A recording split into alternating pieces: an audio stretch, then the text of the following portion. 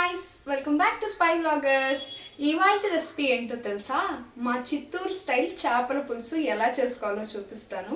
Skip చేయకుండా full video చూసేయండి. Also మీరు ట్రై చేసి ఎలా వచ్చిందో కామెంట్ సెక్షన్లో చెప్పండి. సో ఫస్ట్ అయితే స్టవ్ వెలిగించి కడాయి పెట్టుకోవాలి. ఇప్పుడు 3 teaspoons ఆయిల్ వేసుకున్నాను. తర్వాత వడుము వేసుకున్నాను. వేసుకొని బాగా వేగించాలి. అది వేగిన తర్వాత ఆల్రెడీ కట్ చేసి పెట్టుకున్న ఎర్రగడ్డలు ఉన్నాయి కదా, హాఫ్ మూన్స్ వేసి కూడా బాగా వేయించుకోండి. వేయించుకున్న తర్వాత అవి బాగా వేగాలి. ఎప్పుడైతే వేగితే అప్పుడు టేస్ట్ వస్తుంది. ఇప్పుడు 2 రెమ్మల కరివేపాకు నా స్టైల్లో వేసి అది కూడా బాగా వేగిన తర్వాత కొంచెం కచ్చా పచ్చాగా దంచి పెట్టుకున్న పొట్టుతో ఉన్న తెల్లగడ్డపాయలని వేసాను. సో దట్ టేస్ట్ కొంచెం బాగుంటుంది అరోమాటిక్గా. అండ్ ఇప్పుడు దానికి అల్లం వెల్లుల్లి పేస్ట్ వేసి పచ్చివాసన పోయేదాకా వేయించుకోవాలి. ఇప్పుడు తగినంత రాళ్ళు ఉప్పు వేసుకోవాలి. ఇది కూడా వేసుకున్న తర్వాత ఆల్రెడీ నానబెట్టి పెట్టుకున్న చింతపండు నీళ్ళు దానిలోకి యాడ్ చేసుకోవాలి.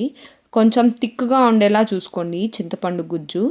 అప్పుడే మనకి పులుసు టేస్టీగా బాగా కొంచెం ముద్దగా వస్తుంది. అప్పుడైతే టేస్ట్ చాలా చాలా బాగుంటుంది అనమాట. అలా ఉంచినప్పుడు చింత తొక్కు పడకుండా చూసుకోండి. ఇప్పుడైతే మనం ఒక గ్లాస్ వాటర్ యాడ్ చేసుకుందాం. బాగా ఉడికిన తర్వాత చింతపండు పులుసు అలా సలసలా ఉడుకుతున్న దానిలో ఇప్పుడు ఒక మిశ్రమం తయారు చేసుకుందాం. ఫస్ట్ అయితే 4 తెల్లగడ్డ మిరప్పొడి, ఇంకా ధనియాల పొడి వేసి కొంచెం కచ్చా పచ్చాగా మిక్సీకి పట్టుకోవాలా. ఆ పట్టిన దాన్ని ఆల్రెడీ మరుగుతున్న పులుసులోకి యాడ్ చేసేసుకోండి. యాడ్ చేసుకున్న తర్వాత అది బాగా ఉడుకుతున్నప్పుడు కొంచెం దంచి పెట్టుకున్న సోంపు వేసుకుంటే అదిరిపోద్ది టేస్ట్. ఇప్పుడు ఉడుకుతున్న దానిలో ఆల్రెడీ పక్కకు కట్ చేసి పెట్టుకున్న చేప ముక్కలు వేసుకోవాలి. బట్ ఎక్కువ గట్టిగా తిప్పకండి. ఇది చికెన్ మటన్లా కాదు. Fish is so delicate. చూసారా అసలు ఎంత బాగా కుతుకుతా ఉడుకుతుందో.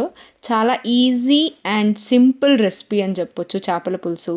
అందరూ చాలా కష్టం అనుకునేస్తారు కానీ నాట్ లైక్ దాట్.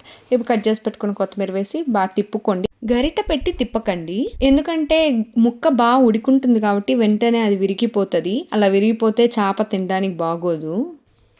చూసారుగా యమ్మీ అండ్ టేస్టీ చేపల పులుసు ఎంత ఈజీగా రెడీ అయిపోయిందో.